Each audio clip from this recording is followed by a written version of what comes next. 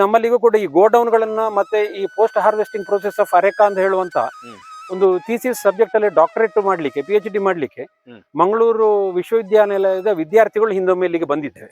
ಅದನ್ನು ಸುರಿಲಿಕ್ಕೆ ಕೆಲಸಗಾರರಿಗೆ ಸ್ವಲ್ಪ ಕಷ್ಟ ಆಗ್ತದೆ, ಅವರಿಗೆ ಸ್ವಲ್ಪ ಹಿತದೃಷ್ಟಿಯಿಂದ ನಮಗೆ ಸ್ವಲ್ಪ ನಷ್ಟ ಆದ್ರೂ ತೊಂದರೆ ಇಲ್ಲ, ಹಾಗೆ ನಾವು ಹಾಗೆ ಕೊಂಡೋಗುವಂತ ವ್ಯಾಪಾರದಸ್ಥರಿಗೆ ಅದನ್ನು ಮಾರಿಬಿಡ್ತೇವೆ.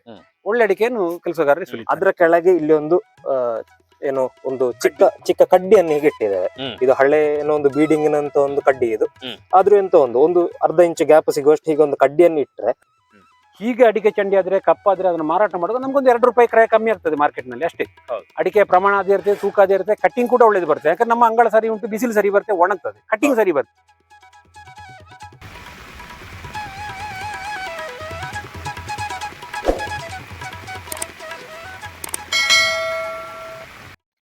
ಸಂಪೂರ್ಣ ಸಹಜ ಕೃಷಿ ಯೂಟ್ಯೂಬ್ ಚಾನಲ್ನ ಎಲ್ಲ ವೀಕ್ಷಕರಿಗೆ ನಮಸ್ಕಾರ. ನಾನು ಶಿವಪ್ರಸಾದ್ ಮಲೆಬೆಟ್ಟು. ನಾನಿವತ್ತು ಮುಳ್ಳಂಗೊಚ್ಚಲ್ಲಿದ್ದೇನೆ. ಇದಕ್ಕಿಂತ ಮೊದಲು ಕೂಡ ಒಂದು 2-3 ವಿಡಿಯೋಗಳು ಈ ಮನೆಯ ಬಗ್ಗೆ, ಇವರ ತೋಟದ ಬಗ್ಗೆ ಬಂದಿತ್ತು. ಇದಿರುವಂಥದ್ದು ಕಡಬ ತಾಲೂಕಿನ ಆಲಂಗರ್ನ ಪಕ್ಕದಲ್ಲಿ ಇರುವಂಥದ್ದು, ಒಂದು ನದಿಯ ಮಧ್ಯದಲ್ಲಿರುವಂಥದ್ದು. ಯಾವಾಗಲೂ ಕೂಡ ನಾವು ಅಡಿಕೆ ಬಗ್ಗೆ ಮಾತಾಡಬೇಕಾದ್ರೆ ಅಡಿಕೆ ಬೆಳೆ, ಅಡಿಕೆ ಗೊಬ್ಬರ, ಅಡಿಕೆಯ ನಿರ್ವಹಣೆ ಅಂತ ಹೇಳಿದ್ರೆ ಅಡಿಕೆಯ ತೋಟದೊಳಗಿನ ಕಥೆಯನ್ನು ಮಾತ್ರ ಮಾತಾಡ್ತೇವೆ.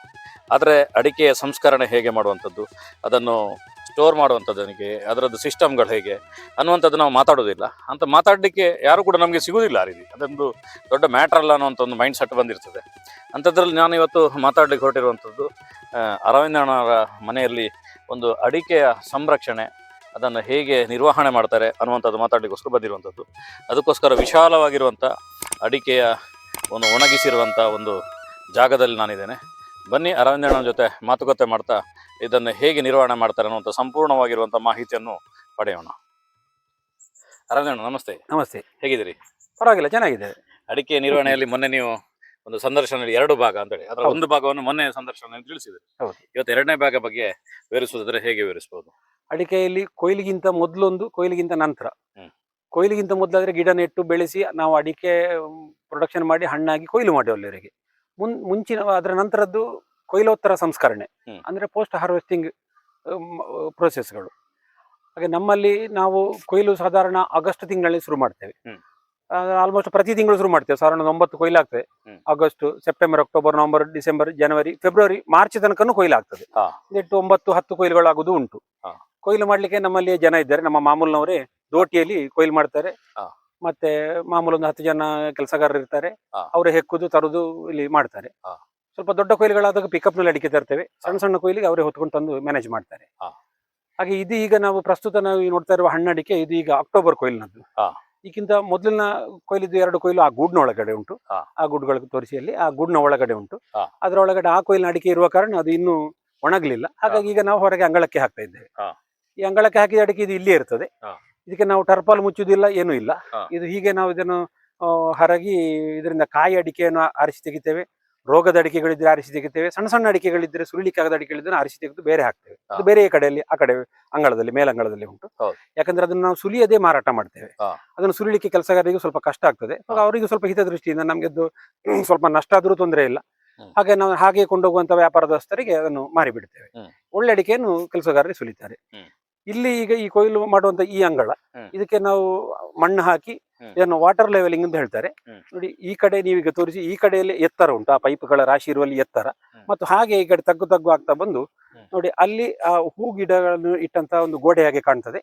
ಅಲ್ಲಿಗೆ ಅದು 0 ಲೆವೆಲ್ ಉಂಟು. ಇಲ್ಲಿಂದ ಸಾಧಾರಣ ಒಂದು 30-35 ಸಾವಿರ ಸ್ಕ್ವೇರ್ ಫೀಟ್ ನೀರು ಸಂಪೂರ್ಣ ಅಲ್ಲಿಗೆ ಬರ್ತದೆ. ಇದು ಈ ರೀತಿ ತೊಟ್ಟಿ ಹಾಗೆ ಮಾಡಿದ್ದೇವೆ. 1-1.5 ಅಡಿ ಡಿಫ್ರೆನ್ಸ್ ಉಂಟು ಆ ಕಡೆಗೂ ಈ ಕಡೆಗೂ. ಮಳೆ ಬಂದ ಕೂಡಲೇ ನೀರು ಹರಿತಾ ಬರ್ತದೆ. ಆ ಮಳೆಯ ಜೊತೆಯಲ್ಲಿ ನೀರು ಬರುವಾಗ ಅಡಿಕೆ ಬರಬಾರ್ದು ಹೇಳುವ ದೃಷ್ಟಿಯಲ್ಲಿ ಈಗ ಅಡಿಕೆ ನಾವು ದಬ್ಬೆಗಳನ್ನು, ಸಲಿಕೆಗಳನ್ನು, ಅಡಿಕೆ ಮರವನ್ನು ಇಡ್ತೇವೆ. ಮತ್ತೆ ಮಳೆ ಬರ್ತಾ ಇದ್ದಾಗ ಹೋಗ್ತಾ ಇರ್ತದೆ. ಒಂದು 5-10 ನಿಮಿಷದಲ್ಲಿ ಮಳೆ ನಿಂತು ಆಗುವಾಗ ನೀರು ಖಾಲಿ ಆಗ್ತದೆ. ಮತ್ತೆ ಅಡಿಯಿಂದ ಒಸರು ಬರುದಿಲ್ಲ. ಇದರಲ್ಲಿ ಎಂಥ ಮಳೆಗಾಲದಲ್ಲಿ ಅಡಿಯಿಂದ ಒಸರು ಬರುದು ಇಲ್ಲಿಗೆ ಬಂದು ಬೀಳ್ತದಲ್ಲ. ಹೌದು, ಎಲ್ಲ ನೀರು ಅಲ್ಲಿಗೆ ಬಂದು ಬೀಳ್ತದೆ. ಆ ಕಡೆದು ಅಡಿಕೆ, ಆ ಕಡೆದ್ದು ಆ ಅಂಗಳದ್ದು ಕೂಡ ನೀರು ಇಲ್ಲಿಗೆ ಬರ್ತದೆ. ಈಗ ಪ್ರಸ್ತುತ ಹಾಕಿದ ಅಂಗಳದಲ್ಲಿರುವ ಹಣ್ಣಡಿಕೆ 1 ತಿಂಗಳು ಕಳೆದ ನಂತರ ಈಗ ಖಾಲಿ ಕಾಣುವ ಈ ಅಂಗಳಕ್ಕೆ ಬರ್ತದೆ. ಖಾಲಿ ಕಾಣುವ ಈ ಅಂಗಳಕ್ಕೆ, ಅದೇ ಅಂಗಳಕ್ಕೆ ಬರ್ತದೆ. ಹೌದು, 1 ತಿಂಗಳು ಅಲ್ಲಿ ಒಣಗಿ ಅಲ್ಲಿಂದ ಮತ್ತೆ ಇಲ್ಲಿ ನಾವು ಬುಟ್ಟಿಯಲ್ಲಿ ಹೊತ್ತು ತಂದು ಇಲ್ಲಿಗೆ ಹಾಕ್ತೇವೆ. ಅದು ದಬಾರನೆ ಬೀಳ್ಬೇಕು.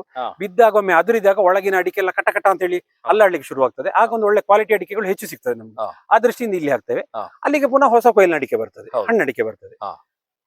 ಆ ಪ್ರೊಸೆಸ್ ಆಗಿ ಇಲ್ಲಿಂದ ಮತ್ತೊಂದು ನಾವೊಂದು ಜಾಲರಿ ಉಂಟು, ಅದರಲ್ಲಿ ತುಂಬಿಸಿ ಮತ್ತು ಅದನ್ನು ಕಸಗಳು ಕಡ್ಡಿಗಳು ಎಲ್ಲ ಬೇರ್ಪಡಿಸಿ ಸ್ವಚ್ಛ ಮಾಡಿ ಅದನ್ನು ನಾವು ಗೋಣಿಯಲ್ಲಿ ತುಂಬಿಸಿ ಮತ್ತೆ ತುಳಿಯೋದಕ್ಕೆ ಗೋಡೌನಿಗೆ ತುಂಬಿಸಿ ಇಡ್ತೇವೆ.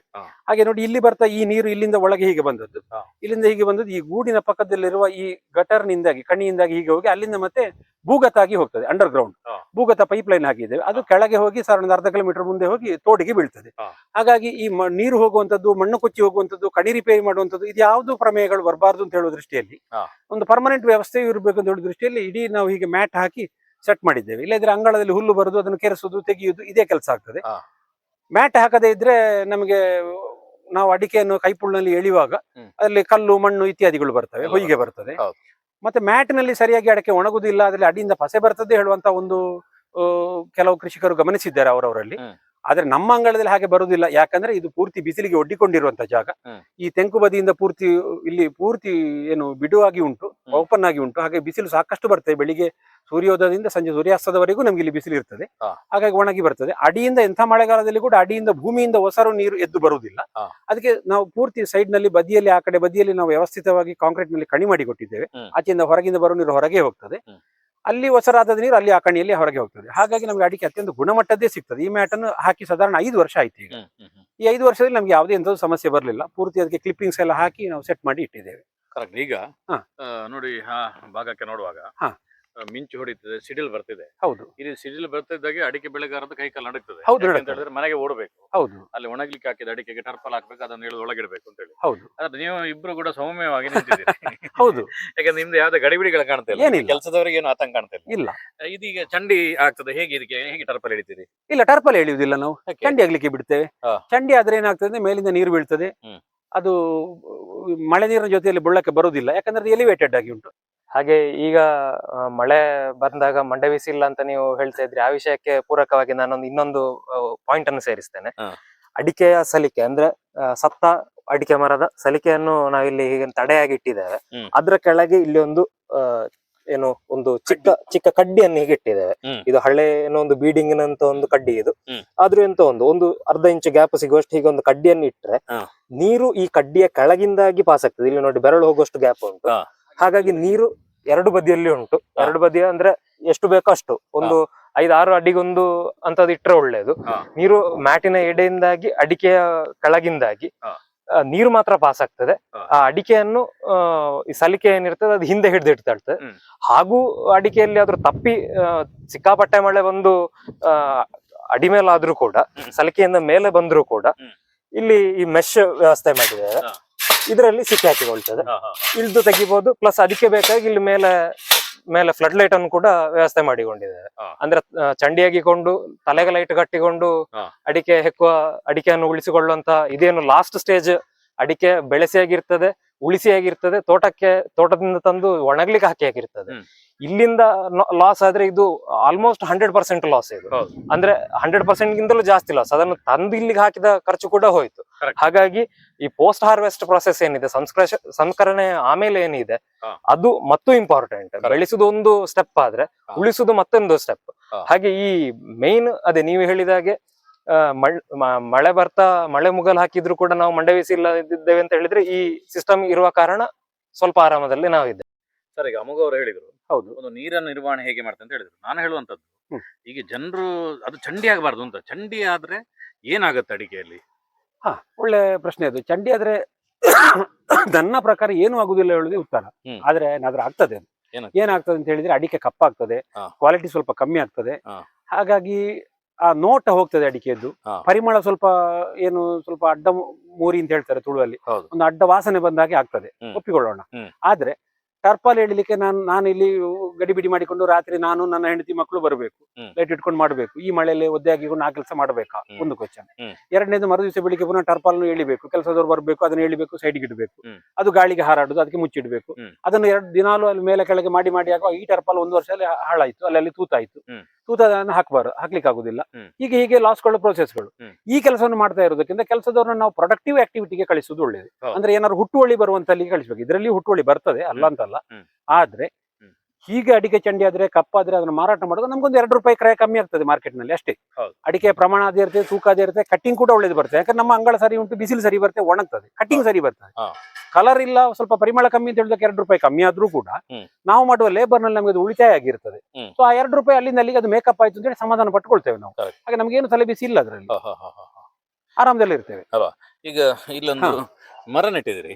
ಹೌದು, ಇದು ಮರ ಆಗಿ ಬೆಳೆದಿದೆ, ಗಿಡ ಟೈಪ್ ಅಲ್ಲಿ ಇದು ಬಾರಿ ರೇರ್. ಈಗ ನಾವು ಸಣ್ಣದಿರುವಾಗೆಲ್ಲ ಹೌದು, ನಮ್ಮ ಮನೆ ಬೇಲಿಗೆಲ್ಲ ಇದು ಇಡ್ತಿದ್ರು. ಹೌದು, ಇದ್ರದ್ದು ಈ ಹಾಲೇನಾದ್ರು ಕಣ್ಣಿಗೆ ತಾಗಿದ್ರೆ ಕಣ್ಣು ಹೋಯ್ತು, ಮತ್ತೆ ಕಣ್ಣಿದ ಕಥಕ ಇದಾಗ್ತದೆ. ಇಲ್ಲ ಕಣ್ಣು ಹೋಯ್ತು. ಯಾಕೆ ಇಷ್ಟು ದೊಡ್ಡದನ್ನ ಇಟ್ಟಿದ್ದೀರಿ ಇದರಲ್ಲಿ? ಇಷ್ಟು ದೊಡ್ಡ ಮರ ನೆಟ್ಟಿದ್ದೀರಿ ಅಂತ ಹೇಳಿದಿರಿ. ಇಷ್ಟು ದೊಡ್ಡ ನನ್ನ ನೆಂಟ ದೊಡ್ಡ ಸಣ್ಣದೇ ಇತ್ತು, ಅದು ನೀವು ಹೇಳಿದ್ದೆ ಹೌದು, ಅದು ಸಣ್ಣದೇ ಇತ್ತು. ಈ ಒಂದು ದೃಷ್ಟಿ ಅಂತ ಹೇಳುದು ಇರ್ತದೆ. ಒಂದು ನಾಣ್ಣುಡಿ ಉಂಟು, ತಾಯಿಯಾದವಳು ತನ್ನ ಶಿಶುವಿಗೆ ಹಾಲು ಕುಡಿಸುವಾಗಲೂ ಕೂಡ ಅವಳು ಸೆರಗನಿಗೆ ಮರೆ ಮಾಡಿಕೊಳ್ತಾಳೆ, ಒಂದು ತನ್ನ ಮಾನ ಮುಚ್ಚಲಿಕ್ಕೆ. ಇನ್ನೊಂದು ಉದ್ದೇಶ ಅದರಲ್ಲಿ ಏನು ಅಂತ ಹೇಳಿದ್ರೆ, ಆ ಮಗುವನ್ನು ದಿಟ್ಟಿಸಿ ಈ ತಾಯಿ ಕೂಡ ಹೀಗೆ ನೋಡಿದ್ರೆ ಆ ಮಗುವಿಗೆ ತಾಯಿಯ ದೃಷ್ಟಿಯೇ ತಾಗಬಹುದು ಹೇಳುವಂತದ್ದು ಒಂದು ಅದರಲ್ಲಿ ಹಿತದೃಷ್ಟಿ ಇರ್ತದೆ. ನಮ್ಮ ಸಂಸ್ಕಾರದಲ್ಲಿ ಹಾಗೆ ಬಂದಿದೆ. ಹಾಗಾಗಿ ಆ ತಾಯಿಯ ಹಿತದೃಷ್ಟಿ ಯಾವಾಗ, ತಾಯಿಯ ದೃಷ್ಟಿಯ ಮಗುವಿಗೆ ಬೀಳ್ಬೋದು ಅಂತ ಯಾವಾಗ ಉಂಟು, ಹಾಗಾಗಿ ಮನುಷ್ಯನ ದೃಷ್ಟಿಗೆ ಅಷ್ಟು ತಾಕತ್ತುಂಟು, ಅಷ್ಟು ದೃಷ್ಟಿ ತಾಗಿದ್ರೆ ಅಷ್ಟು ಹಾಳು ಉಂಟು ಅಂತ ಹೇಳುವಂತ ಅರ್ಥ. ಹಾಗೆ ದೃಷ್ಟಿ ತಾಗದ ಹಾಗೆ ಒಂದು ಈ ಕಳ್ಳಿಯನ್ನು ಹೊಸ ಮನೆ ಕಟ್ಟುವಾಗ ಅಥವಾ ಏನೊಂದು ಹೊಸತಾಗಿ ತರಕಾರಿ ಚಪ್ಪರ ಮಾಡಿದಲ್ಲಿ ದೃಷ್ಟಿಗೆ ಬೇಕಾಗಿ ದೃಷ್ಟಿ ತಾಕದಾಗ ಈ ಕಳ್ಳಿಯನ್ನು ನೆಡುವಂತಹ ಒಂದು ಪದ್ಧತಿ ಇತ್ತು. ನನಗೊಂದು ಖಂಡಿತು ಇಲ್ಲಿ ಹೊರಗಿಂದ ದಾರಿ ಉಂಟು, ಬಹಳ ಜನ ಬರ್ತಾರೆ, ನನಗೆ ನನ್ನದೇ ದೃಷ್ಟಿ ಇದಕ್ಕೆ ತಾಗಬಹುದೇನೋ, ಹೀಗಿರುವುದೆಲ್ಲ ನನಗೆ ಒಂದು ಕಾಣ್ಲಿಕ್ಕೆ ಶುರುವಾಯ್ತು. ಅದಕ್ಕೋಸ್ಕರ ಒಂದು ಸಣ್ಣ ಕಳ್ಳಿ ಗಿಡ ನೆಟ್ಟೆ. ಇದು ಬೆಳೆದು ದೊಡ್ಡದಾಯ್ತು. ದೊಡ್ಡದಾದ್ಮೇಲೆ ದೊಡ್ಡದಾಯ್ತು, ಇಷ್ಟು ದೊಡ್ಡದಾಯ್ತು. ಇದರಲ್ಲಿ ಸ್ವಲ್ಪ ಸೈಡ್ ಇದ್ದದ್ದೆಲ್ಲ ತೆಗಿತಾ ಇರ್ತೇನೆ ನಾನು, ಸ್ವಲ್ಪ ಪ್ರೂನಿಂಗ್ ಮಾಡಿ ಇದನ್ನು ಶೇಪಿಗೆ ತಂದಿಡ್ತೇನೆ. ಹಾಗಾಗಿ ಈಗ ಇಷ್ಟು ದೊಡ್ಡದಾಗಿದೆ, ಬೆಳೆದಿದೆ. ಕೆಲವರು ನೋಡಿದ್ರು ನಿಮ್ಮ ಅಭಿಪ್ರಾಯದಾಗ ಹೇಳಿದ್ರು, ಕೆಲವು ಇಲ್ಲಿ ಬೇಕಿರ್ಲಿಲ್ಲ ಅಂತ, ಕೆಲವರು ನೆಟ್ಟದ್ದು ಒಳ್ಳೇದಾಯ್ತು ಮಾರೆ ಅಂತ ಹೇಳಿ ಅಭಿಪ್ರಾಯ ಕೊಟ್ಟವರು ಇದ್ದಾರೆ. ಅದು ನನಗೆ ಇದು ಕೆಟ್ಟದ್ದು ಅಂತ ಏನೇ ಅನ್ನಿಸ್ಲಿಲ್ಲ, ಇದೊಂದು ಬೇಕಿರ್ಲಿಲ್ಲ ಇಲ್ಲ ಅನ್ನಿಸ್ಲಿಲ್ಲ. ಉಂಟು ಇದು ನನ್ನೊಟ್ಟಿಗೆ, ಇದರಿಂದಾಗಿ ನನಗೆ ಕೆಟ್ಟದೇನಾಗ್ಲಿಲ್ಲ, ಹಾಗಾಗಿ ಒಳ್ಳೇದಾಗಿದೆ ಅಂತ ಹೇಳಿ ಭಾವನೆ. ನಾವು ಪಾಸಿಟಿವ್ ಎನರ್ಜಿಯನ್ನೇ ನೋಡ್ಬೇಕು, ನೆಗೆಟಿವ್ಸ್ ಅನ್ನು ನೋಡಬಾರದು. ಸೊ ನೆಗೆಟಿವ್ಸ್ ನನಗೆ ಕಮ್ಮಿ ಕಂಡಿದೆ, ಪಾಸಿಟಿವ್ಸ್ ಹೆಚ್ಚು ಕಂಡಿದೆ. ಸ್ವಲ್ಪ ಹೋಗುವಾಗ ಆಚೀಚೆ ಹೋಗುವಾಗ ಮೈಗೆ ಒರೆಸಿದ್ರೆ ರಕ್ತ ಬರ್ತದೆ, ಅದು ಒಂದು ಮುಳ್ಳು ಮುಳ್ಳು ಉಂಟು ಅದ್ರಲ್ಲಿ, ತುಂಬಾ ಒಂದು ಸ್ವಲ್ಪ ವಿಲಕ್ಷಣವಾಗಿ ಕಾಣ್ತದೆ ಇದು ನಮ್ಮಲ್ಲಿ. ಇದು ಎಲ್ಲಿ ಈಗ ಇಲ್ಲ ಈಗ, ಅಂದ್ರೆ ಇದನ್ನೆಲ್ಲ ಮುಗಿಸಿ ಆಗಿದೆ. ಹೌದು, ಇದನ್ನೆಲ್ಲ ಮುಗಿಸಿ ಆಗಿದೆ. ಗಿಡಗಳು ಬೇಕಂದ್ರೆ ಸಿಗುದು ಕಷ್ಟವೇ. ಈ ಗಿಡಗಳು ಸಿಗುದಿಲ್ಲ. ಅದೇ ಎಲ್ಲಿ ಒಂದು ಕಡೆಯಲ್ಲಿ ನೋಡಿದಲ್ಲಿಂದ ಒಂದು ನಮ್ಮ ಪಕ್ಕದ ಮನೆಯವರ ಬೇಲಿಯಲ್ಲಿ ಇತ್ತು, ಅಲ್ಲಿ ಒಂದು ಅವರು ಕೇಳಿ ತಗೊಂಡು ಬಂದು ಒಂದು ಡೆವಲಪ್ಮೆಂಟ್ ನೆಟ್ಟದಿದ್ರೆ. ಹಿಂದೆ ನಮ್ಮ ಹಿರಿಯರ ಕರಾವಳಿಯಲ್ಲೆಲ್ಲ ಎಲ್ಲ ಬೇಲಿಗಳಲ್ಲಿ ಇಂಥದ್ದೇ ಆಗ್ತಿದೆ, ದಡಪ್ಪಲೆ ಎಲ್ಲ ಬಿಗಿ ಭದ್ರತೆ ಮಾಡ್ತಾ ಇದ್ದು, ಜೀವಂತ ಬೇಲಿಯನ್ನೇ ಮಾಡ್ತಾ ಇದ್ರು. ಇದು ಅಡಿಕೆ ಕೊಯ್ಲೋತ್ತರ ಸಂಸ್ಕರಣೆಯಲ್ಲಿ ಈಗಿನ ಅದರಲ್ಲಿ ಸೋಲಾರ್ ಡ್ರೈಯರ್ ಹೇಳುವಂಥದ್ದು ಬಹಳ ಒಂದು ಅತ್ಯಗತ್ಯವಾದಂತಹ ಒಂದು ಸಾಧನ ಇದು ಕೃಷಿಕರಿಗೆ. ಪ್ರತಿಯೊಬ್ಬರು ಮಾಡ್ಕೊಳ್ತಾ ಇದ್ದಾರೆ ಈಗೀಗ. ನಾವು ಇದನ್ನು ಮಾಡಿ ಸಾಧಾರಣ ಒಂದು 15 ವರ್ಷದ ಮೇಲ್ಪಟ್ಟಾಯ್ತು. ಹಳೆಯ ಟರ್ಪಲ್ 13 ವರ್ಷ ಬಾಳಿಕೆ ಬಂದಿದೆ. ಜಿನೆಗರ್ ಟರ್ಪಲ್ ಹಾಕಿದ್ದು 13 ವರ್ಷ ಕಳೆದ ಮೇಲೆ ಆ ಟರ್ಪಲ್ ಬದಲಾವಣೆ ಮಾಡಿದ್ದು. ಸ್ಟ್ರಕ್ಚರ್ ಅದೇ ರೀತಿ ಇದೆ. ಇದರ ಒಳಗೆ ಸಾಧಾರಣ ಇದೊಂದು 45 ಅಡಿ ಉದ್ದ, 38 ಅಡಿ ಅಗಲ ಉಂಟು. ಇಲ್ಲಿ ಸಾಧಾರಣ ನಮಗೊಂದು 10 ರಿಂದ 10 ಕ್ವಿಂಟಲ್ ಅಡಿಕೆ ಎಲ್ಲ ಇದರಲ್ಲಿ ಹಿಡಿಸ್ತದೆ. ಈಗ ಪ್ರಸ್ತುತ ಇದರಲ್ಲಿ ಕೊಯ್ಲಿನ ಅಡಿಕೆ ಉಂಟು. ನನ್ನ ಸೆಪ್ಟೆಂಬರ್ ಕೊಯ್ಲಿನ ಅಡಿಕೆ ಉಂಟು ಇದರಲ್ಲಿ, ಹಣ್ಣು ಅಡಿಕೆ. ಇನ್ನೊಂದು ಸ್ವಲ್ಪ ದಿವಸದಲ್ಲಿ ಇದು ಒಣಗಬಹುದು. ಒಣಗಿ ಆದ್ಮೇಲೆ ಒಳಗೆ ಸ್ಟಾಕಿಗೆ ಹೋಗ್ತದೆ. ಆಮೇಲೆ ಪುನಃ ಹೊಸ ಅಡಿಕೆ ಬಂದು ಇದರೊಳಗೆ ಬೀಳ್ತದೆ. ಇದರಲ್ಲಿ ಅಡಿಗೆ ನಾವು ಮಣ್ಣು ಹಾಕಿ, ಮುರಮಣ್ಣು ಹಾಕಿ ಸೆಟ್ ಮಾಡಿದ್ದೇವೆ. ಅದರ ಮೇಲೆ ಹಳೆ ಟರ್ಪಲ್ಗಳನ್ನು ಹಾಕಿ ಈಗ ಸೆಟ್ ಮಾಡಿದ್ದೇವೆ ನೋಡಿ. ಇದರಲ್ಲಿ ಕಾಂಕ್ರೀಟ್ ಹಾಕ್ಲಿಲ್ಲ. ಇನ್ನೊಂದು ಪಕ್ಕದ ಗುಡ್ನಲ್ಲಿ ಕಾಂಕ್ರೀಟ್ ಹಾಕಿದ್ದೆವು. ಅದು ಸ್ವಲ್ಪ ಬಿಸಿ ಜಾಸ್ತಿ ಆಗ್ತದೆ, ಇಲ್ಲಿ ಬಿಸಿಲು ಜಾಸ್ತಿ ಇರುವ ಕಾರಣ ಬಿಸಿ ಜಾಸ್ತಿ ಆಗ್ತದೆ ಹಾಗೆಂತ ಅನ್ನಿಸಿತು. ಹಾಗಾಗಿ ಇದಕ್ಕೆ ಮಣ್ಣು ಮಾತ್ರ ಹಾಕಿಟ್ಟಿದ್ದೇವೆ. ಧಾರಾಳವಾಗಿ ಇದು ಸಾಕಾಗ್ತದೆ. ಹಳೆ ಟರ್ಪಾಲ್ಗಳನ್ನ ಅಡಿಗೆ ಹಾಕಿದ ಕಾರಣ ನಾವು ಕೈಪುಳ್ಳಿನಲ್ಲಿ ಅಡಿಕೆ ಎಳೆಯುವಾಗ ಇತ್ಯಾದಿಗಳಲ್ಲಿ ತೊಂದರೆ ಆಗುದಿಲ್ಲ. ಹಾಗಾಗಿ ಹಾಗೆ ಮಾಡಿದ್ದೇವೆ. ಮಧ್ಯದಲ್ಲಿ ಒಂದು ಗ್ಯಾಪ್ ಕೊಟ್ಟಿದ್ದೀರಾ? ಮಧ್ಯದಲ್ಲಿ ಕೊಟ್ಟಿದ್ದೇವೆ. ಇದರಲ್ಲಿ ವೆಂಟಿಲೇಷನ್ ಕೊಟ್ಟಿದ್ದೇವೆ. ಹೀಗಿರುವ ವೆಂಟಿಲೇಷನ್ 4 ಇದೆ ಇದಕ್ಕೆ. ಮೇಲಿನಿಂದ ಬಿಸಿ ಗಾಳಿ ಹೊರಗೆ ಹೋಗಬೇಕು, ತಂಪು ಗಾಳಿ ಒಳಗೆ ಬರಬೇಕು. ತಂಪು ಗಾಳಿ ಒಳಗೆ ಬಂದಾಗ ಇದರಲ್ಲಿ ಬಿಸಿಯಾಗಿ ಆವಿಯಾಗುವ ನೀರಿನ ಅಂಶವನ್ನು ಮೇಲೆ ಎಳ್ಕೊಂಡು ಹೋಗ್ತದೆ. ಮೇಲೆ ಎಳ್ಕೊಂಡು ಹೋಗಿದ್ದು ಹೊರ ಹೋಗ್ಲಿಕ್ಕೆ ಅಲ್ಲಿ ಮೇಲೆ ಕೊಟ್ಟಿದ್ದೇವೆ ನಾವು. ಅದನ್ನು ವೆಂಟಿಲೇಷನ್ ಅಂತ ಹೇಳ್ತೇವೆ, ಹೊರ ಹೋಗ್ಲಿಕ್ಕೆ ಇರುವಂತದ್ದು ಗವಾಕ್ಷಿ. ಹಾಗೆ ಸೈಡ್ ವೆಂಟಿಲೇಷನ್ ಕೂಡ ಉಂಟು ಇದರಲ್ಲಿ. ಆ ಬಾಗಿಲಿನ ಮೇಲ್ಗಡೆ ಉಂಟು. ಈಗ ಬಾಗಿಲು ಓಪನ್ ಮಾಡಿದ ಅಲ್ಲಿ ಕಾಣುದಿಲ್ಲ, ಬಾಗಿಲಿನಲ್ಲಿ ಉಂಟು. ಹಾಗೆ ಆ ಕಡೆ ನೋಡಿ, ಅಲ್ಲಿ ಕೂಡ ಆ ಬದಿಯಲ್ಲಿ ಕೂಡ ಸೈಡ್ ವೆಂಟಿಲೇಷನ್ ಉಂಟು. ಒಟ್ಟು ಈ ಗೂಡಿಗೆ ಈಗ ಸಾಧಾರಣ 4 ವೆಂಟಿಲೇಷನ್ ಉಂಟು. ಬಾಗಿಲಲ್ಲಿ 2 ಕಡೆಯಲ್ಲಿ ಮತ್ತು ಮೇಲೆ 2 ಕಡೆಯಲ್ಲಿ. ಹಾಗೆ ಈಚೆ ಪಕ್ಕದ ಗುಡ್ನಲ್ಲಿ 4 ವೆಂಟಿಲೇಷನ್ ಉಂಟು. ಮಧ್ಯಾಹ್ನ ಟೈಮ್ ಅಲ್ಲಿ ಉರಿ ಬಿಸಿಲಲ್ಲಿ ಎಷ್ಟು ಟೆಂಪರೇಚರ್ ಹೈಯೆಸ್ಟ್ ಅಂದ್ರೆ? ಇಲ್ಲ, ನಾವು ಒಳಗೆ ಬಂದು ಟೆಂಪರೇಚರ್ ಟೆಸ್ಟ್ ಮಾಡ್ಲಿಕ್ಕೂ ನಮಗೆ ಕಷ್ಟ ಆಗ್ತದೆ. ಹಾಗೆ ಟೆಂಪರೇಚರ್ ಟೆಸ್ಟ್ ಮಾಡ್ಲಿಲ್ಲ, ನಮಗೆ ಒಳಗೆ ಬರ್ಲಿಕ್ಕೆ ಕಷ್ಟ ಆಗ್ತದೆ. ಬೆಳಿಗ್ಗೆ ಒಂದು ಸಾಧಾರಣ ಒಂದು 8:30 9 ಗಂಟೆ ಒಳಗೆ ಮ್ಯಾಕ್ಸಿಮಮ್ ನಾವು ಇದರೊಳಗೆ ಕೆಲಸ ಮಾಡ್ತೇವೆ. ಅಲ್ಲ ಇದ್ರೆ ಸಂಜೆ 4 ಗಂಟೆ ಮೇಲೆ ಕೆಲಸ ಮಾಡ್ತೇವೆ. ಅದಕ್ಕಿಂತ ಆ ಎಡೆ ಹೊತ್ತಿನಲ್ಲಿ ನಾವು ಬಿಸಿಲಿರೋ ಟೈಮಲ್ಲಿ ಇದರೊಳಗೆ ಯಾವ ಕೆಲಸ ಮಾಡ್ಲಿಕ್ಕೆ ಆಗುದಿಲ್ಲ. ಯಾಕಂದ್ರೆ ಇದರಲ್ಲಿ 1 ಗಂಟೆ ಕೆಲಸ ಮಾಡಿದ್ರೆ ನನ್ನ ಕೆಲಸದವರು ಎಲ್ಲರೂ ಮತ್ತೆ ಅವತ್ತು ರಜೆ ಮಾಡ್ಯಾರು, ಛತ್ತೀಸ್ಗಢಕ್ಕೆ ಹೊರಡಬೇಕಾಗ್ಬೋದು. ಹೊರಡಬೇಕಾಗ್ಬೋದು. ಯಾಕಂದ್ರೆ ಕೆಲಸದವ್ರನ್ನ ನಾವು ಬಹಳ ಹಿತದೃಷ್ಟಿಯಿಂದ ನೋಡ್ಬೇಕಾಗ್ತದೆ. ನಾಳೆ ಅವ್ರು ನಮಗೆ ಬೇಕು, ನಮ್ಮ ರಥ ನಡಿಬೇಕಾದ್ರೆ ನಮ್ಮ ಕೆಲಸದವರೇ ನಮಗೆ ಆಸ್ತಿ. ಹಾಗೆ ನಾವು ಕೆಲಸದವ್ರನ್ನ ಯಾವ ಕಾರಣಕ್ಕೂ ಬಿಟ್ಟು ಕೊಡುದಿಲ್ಲ. ನೋಡಿ ಸ್ನೇಹಿತರೆ, ಭರ್ಜರಿಯಾಗಿ ಸಿಡಿಲು ಮಿಂಚಲು ಹೊಡಿತಾ ಉಂಟು. ಪ್ರತಿ ಭಾಗದಲ್ಲಿ ಓಡಾಡಬೇಕಾದ್ರೂ ಕೂಡ ಕೃಷಿಯ ಕಂಟೆಂಟ್ಗಳನ್ನು ಕೊಡಬೇಕು ಅಂತ ಹೇಳಿದ್ರೆ ಯಾವುದೋ ಸ್ಟುಡಿಯೋದಲ್ಲಿ ಕೂತ್ಕೊಂಡು ಮಾತಾಡಿದಷ್ಟು ಸುಲಭ ಇರೋದಿಲ್ಲ. ಹಾಗೆ ರೈತರು ಕೂಡ ನಮಗೆ ಒಳ್ಳೆ ಕೋಆಪರೇಟ್ಗಳನ್ನು ಮಾಡ್ತಾರೆ. ಜನರಿಗೆ ಒಂದಷ್ಟು ಒಳ್ಳೆ ವಿಚಾರಗಳು ಸಿಗಲಿ ಅನ್ನುವಂಥ ಕಾರಣಕ್ಕೋಸ್ಕರ ನಮಗೆಲ್ಲ ಮಾಹಿತಿಗಳನ್ನು ಕೊಡ್ತಾ ಇದ್ದಾರೆ. ಆ ಕಾರಣಕ್ಕೋಸ್ಕರ ನಾನಿವತ್ತು ಇಲ್ಲಿಗೆ ಬಂದಿರುವಂಥದ್ದು. ಸರ್, ಇದೊಂದು ನನ್ನ ಚಾನಲಲ್ಲಿ ಮತ್ತು ಬೇರೆ ಯಾರದೇ ಚಾನಲಲ್ಲಿ ಇದರ ಬಗ್ಗೆ ಚರ್ಚೆ ಭಾರಿ ಕಡಿಮೆ ಆಗೋದು. ಈ ಕೊಯ್ಲು ಆದಮೇಲೆ ಅದು ಕಥೆಗಳು. ಅಂದರೆ ನೀವೊಂದು ಸಿಸ್ಟಮೆಟಿಕ್ ಆಗಿರುವಂಥ ಒಂದು ಮಾಹಿತಿಯನ್ನು ಕೊಟ್ರಿ. ನಿಮಗೆ ಒಟ್ಟಾರೆಯಾಗಿ ಇವತ್ತಿನ ರೈತರು ಇದಕ್ಕೆ ಎಷ್ಟು ಮಹತ್ವ ಕೊಡ್ತಾರೆ ಅಂತ ಅನಿಸ್ತದೆ ನಿಮಗೆ? ನನ್ನ ಅಂದಾಜು ಪ್ರಕಾರ ಯಾರು ಹೆಚ್ಚಿನ ಮಹತ್ವ ಕೊಡುವುದಿಲ್ಲ. ಮಳೆಗೆ ಒದ್ದೆ ಹಾಕದಕ್ಕೆ ಟರ್ಪಲ್ ಮುಚ್ಚಷ್ಟು ಮಾಡ್ತಾರೆ, ಮತ್ತೆ ಸ್ವಲ್ಪಷ್ಟು ಕ್ವಾಲಿಟಿ ಮಾಡ್ತಾರೆ. ಆದ್ರೆ ಅಡಿಕೆಯನ್ನು ಮಗುಚುದು, ಅದಕ್ಕೆ ಕಾಲು ಹಾಕುದು ಅಂತ ಏನು ಹೇಳ್ತೇವೆ, ಮತ್ತೆ ಅದರಿಂದ ಕಾಯಿ ಅಡಿಕೆ ಹೆಕ್ಕುದು, ರೋಗದ ಅಡಿಕೆ ಬೇರ್ಪಡಿಸುದು, ಸೆಕೆಂಡ್ ಥರ್ಡ್ ಕ್ವಾಲಿಟಿಗಳನ್ನ ಬೇರ್ಪಡಿಸುದು, ಇದನ್ನು ಯಾವುದನ್ನು ಅಷ್ಟೊಂದು ಮಾಡ್ಲಿಕ್ಕೆ ಪೂರೈಸ್ತಾ ಇಲ್ಲ. ಒಂದು ಕೆಲಸ ತಿಳಿಯದೇ ಇರಬಹುದು, ಅಥವಾ ಸ್ವಲ್ಪ ಅಸಡ್ಡೆ ಇರಬಹುದು, ಅಥವಾ ಕಾರ್ಮಿಕರ ಕೊರತೆ ಇರಬಹುದು, ಅಥವಾ ಹೇಗೂ ನಡೀತದೆ ಅಂತ ಹೇಳುವಂತ ಒಂದು ಮನೋಭಾವನೆಯೂ ಇರಬಹುದು. ಆದ್ರೆ ನಾವೇನು ಅಂತೇಳಿ ನನ್ನ ತಂದೆಯ ಕಾಲದಿಂದ ಈ ರೀತಿ ಒಂದು ಶಿಸ್ತಿನಲ್ಲಿ ಮಾಡಿ ಅಭ್ಯಾಸ ಆಗಿದೆ ನಮ್ಗೆ. ನಾವು ಬೆಳೆದು ಬಂದ ವಾತಾವರಣ ಆಗಿದೆ, ನಮ್ಮ ಹಿರಿಯರಿಂದ ಆದಂತಹ ಒಂದು ನಮ್ಗೆ ಪಾಠ ಕಲಿಸಿದ್ದು ಹಾಗೆ ನಾವು ನಮ್ಮ ಮುಂದಿನವರಿಗೂ ಕಲಿಸ್ತೇವೆ. ಈಗ ನನ್ನ ಮಗ ನನಗೂ ಅದನ್ನೇ ಕಲಿಸ್ತಾ ಇದ್ದೇನೆ. ಅಂದ್ರೆ ಆ ಕ್ವಾಲಿಟಿ ಮೇಂಟೈನ್ ಆಗ್ತಾ ಹೋಗ್ತದೆ. ಜೀವನದಲ್ಲಿ ಒಂದು ಶಿಸ್ತು ಇರ್ತದೆ. ನಾವು ಮಾಡುವ ಕೆಲಸದಲ್ಲಿ ಶಿಸ್ತು ಇರಬೇಕು, ಕ್ಲೀನ್ ಇರಬೇಕು, ಸ್ವಚ್ಛವಾಗಿರ್ಬೇಕು. ನೀವೀಗ ನೋಡಿ ನಮ್ಮ ಪರಿಸರ ಇಲ್ಲಿ ಎಲ್ಲವೂ ಕೂಡ ನಮಗೆ ಸ್ವಚ್ಛವಾಗಿ ಕಂಡಿರಬಹುದು. ಸಾಧ್ಯ ಆದಷ್ಟು ಈ ರೀತಿ ಇಟ್ಕೊಳ್ಳಿಕ್ಕೆ ಪ್ರಯತ್ನ ಮಾಡ್ತೇವೆ. ವಾರಕ್ಕೊಮ್ಮೆ ಗುಡಿಸ್ತೇವೆ, ನಾವಿಲ್ಲಿ ಎಲ್ಲ ಕೆಲಸಗಾರನ್ನು ಸೇರಿಸಿ ಗುಡಿಸ್ತೇವೆ. ಗುಡಿಸಿದ್ರೆ ಅದು ನಮಗೂ ಒಂದು ಸ್ವಚ್ಛ ಭಾವನೆ ಬರ್ತದೆ. ಆಗ ಅಲ್ಲಿ ಇಲ್ಲಿ ನಮಗೆ ಏನಾದ್ರು ಗುಜಿರಿ ಸಾಮಾನುಗಳು ಇದ್ದಷ್ಟು ಕೂಡ ನಮ್ಮ ಮನಸ್ಸು ಕೂಡ ಒಂದು ಮುದುಡುತ್ತಾ ಹೋಗ್ತದೆ. ನಮಗೊಂದು ಲವಲವಿಕೆ ಇರುವುದಿಲ್ಲ, ಜೀವನ ಪ್ರೀತಿ ಇರುವುದಿಲ್ಲ, ಕೆಲಸ ಮಾಡಬೇಕು ಹುಮ್ಮಸ್ಸು ಇರುವುದಿಲ್ಲ, ಚೈತನ್ಯ ಇರುವುದಿಲ್ಲ. ಆಗ ನಿಮ್ಮಂಥವ್ರು ಬಂದಾಗ ನಮಗೂ ಕೂಡ ಸೋಚಲಿಕ್ಕೆ ಒಂದು ನಮ್ಮ ಆಡುಭಾಷೆಯಲ್ಲಿ ಪೊಕ್ಕಡೆ ಆಗುದು ಅಂತ ಹೇಳ್ತೇವೆ, ಒಂದು ಇರಿಸು ಮುರಿಸು ಆಗುವಂತ ಹಾಗೆ ಆಗ್ತದೆ ಅದು. ಹಾಗೆ ಆಗಬಾರ್ದು. ಆತ್ಮವಿಶ್ವಾಸದಿಂದ ನಿಮ್ಮ ಹತ್ರ ಮಾತಾಡಬೇಕು. ನಮ್ಮ ಏನೋ ಮಾಡಿದ್ದೇವೆ ಅಂತ ಹೇಳುದನ್ನು ತೋರಿಸಬೇಕು. ಇನ್ನೊಬ್ಬರಿಗೆ ಏನಾದ್ರೂ ಅನುಕೂಲತೆ ಆಗುದಿದ್ರೆ ಮಾಡಿಕೊಳ್ಳಿ ಅಂತ ಹೇಳಿ ಅನಿಸ್ಬೇಕಾದ್ರೆ ನಾವು ಸರಿ ಇರ್ಬೇಕು ಮೊದಲಾಗಿ. ಹಾಗೆ ಅದಕ್ಕೋಸ್ಕರ ಎಲ್ಲ ಮಾಡಿದ್ದೇವೆ. ನೀವು ಈಗ ಬರುವಾಗ ಸ್ವಲ್ಪ ಸಮಯಾವಕಾಶದ ಕೊರತೆಯೂ ಆಯ್ತು. ಈಗ ನೀವು ಏನು ತೋಟದ ಬಗ್ಗೆ ಅಥವಾ ಇನ್ನು ಕೊಯ್ಲೋತ್ತರ ಸಂಸ್ಕರಣೆ ಬಗ್ಗೆ ಎಲ್ಲ ತಿಳ್ಕೊಂಡಿದ್ದೀರಿ ನೀವು. ಇಲ್ಲಿ ಒಂದು ಹಂತ ಆಯ್ತು, ಇನ್ನೂ ಒಂದು ಹಂತದ್ದು ಇದರ ಸ್ಟೋರೇಜ್ ಬಗ್ಗೆ ಇದೆ. ಆ ಸ್ಟೋರೇಜಿನ ಬಗ್ಗೆ ನಿಮಗೆ ಮುಂದಿನ ದಿನಗಳಲ್ಲಿ ನಾನು ತಿಳಿಸ್ತೇನೆ. ಬಂದು ಅದನ್ನು ವಿಡಿಯೋ ಮಾಡ್ಕೊಂಡು ಹೋಗ್ಬೋದು, ಹೇಗೆ ಸ್ಟೋರೇಜ್ ಮಾಡಬೇಕು, ನಮ್ಮ ಸ್ಟೋರೇಜ್ ರೂಮ್ಗಳು ಹೇಗಿರಬೇಕು, ಎಲ್ಲ ಸಾಂಪ್ರದಾಯಿಕ ಪದ್ಧತಿಯಲ್ಲಿ ಇರುವಂತದ್ದು ನಮ್ದು.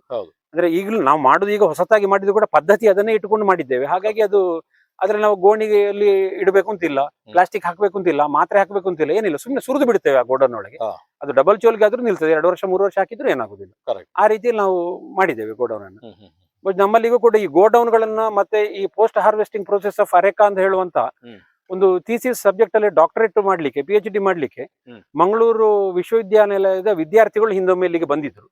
ಅವರು ಇದನ್ನು ನೋಡಿ ನಮ್ಮಿಂದ ಮಾಹಿತಿ ಎಲ್ಲ ತಗೊಂಡು PhD ಡಿಗ್ರಿ ಪಡ್ಕೊಂಡು ಹೋಗಿರ್ಬಹುದು. ಬಟ್ ಅವರು ಸೋರ್ಸಿಂಗ್ ಎಲ್ಲಿ ಮಾಡಿದ್ದು ಅಥವಾ ಯಾವ ಕೃಷಿಕರ ಕೈಯಿಂದ ಮಾಡಿದ್ದು, ನಮ್ಮಿಂದ ಮಾತ್ರ ಅಥವಾ ಬೇರೆ ಕೃಷಿಕರಿಂದ ಮಾಡಿದ್ದಾರೋ ಇಂಥದ್ದನ್ನು ಎಲ್ಲಿ ಮೆನ್ಷನ್ ಮಾಡುದಿಲ್ಲ. ಈ ಸೋರ್ಸ್ಗಳು ಸಾಂಪ್ರದಾಯಿಕ ಪದ್ಧತಿಯಲ್ಲಿ ನಮ್ಮ ಕೃಷಿಕರಲ್ಲಿ ಡೆವಲಪ್ ಆದಂತದ್ದು.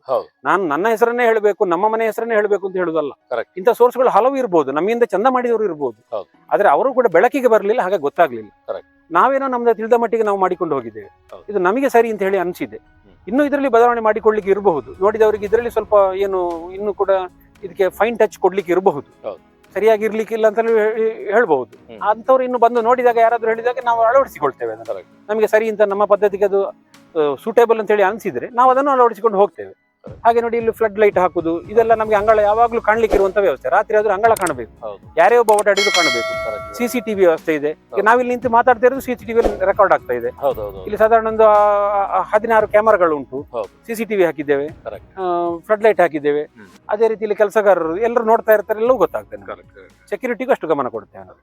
ಓಕೆ ಸರ್, ಧನ್ಯವಾದಗಳು. ನಮಸ್ಕಾರ.